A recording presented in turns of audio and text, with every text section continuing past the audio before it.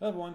Now I mentioned that hopefully your entire datum feature simulator, your those target simulators are going to contact the surface. Like the whole thing's going to contact the surface, but that's not realistic. It doesn't actually all contact the surface. Just hopefully it's enough of it that it doesn't really mess things up.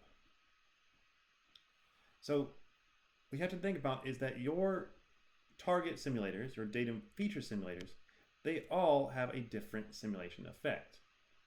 So if you put them in there, so if I use a little dome to contact that surface, then I have to realize that if it's an imperfect surface and I touch it at a valley, so like I'm kind of zoom in here.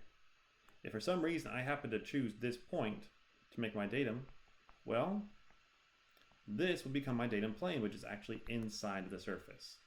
That can happen. I can also choose a point that's really far out, and I'll have a whole bunch of valleys based on my datum thing. So what it touches is going to affect how that simulator or how that datum is simulated. Areas are very similar. The bigger my area, like if I have this small area right here, well, then I'm going to make a plane that's based on the area that it's touching. So as you can see in this case, I'm looking at it, the area is right here, but that means that part of my datum plane is going to be inside the surface.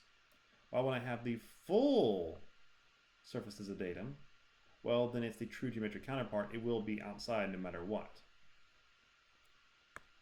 So there are differences, and you have to be very careful when you're setting up your datums, your datum targets, that you take into account variations that might exist. Now, if there are very large surface variations, things can get kind of wonky. For one, your datum target might not even touch at the point that it's supposed to touch. They'll have some sort of tangent edge, which is the true point of contact, rather than the datum target point it's supposed to go to. Okay. So this can throw off your datum. So on an imperfect feature, your datum may not pass through its intended target.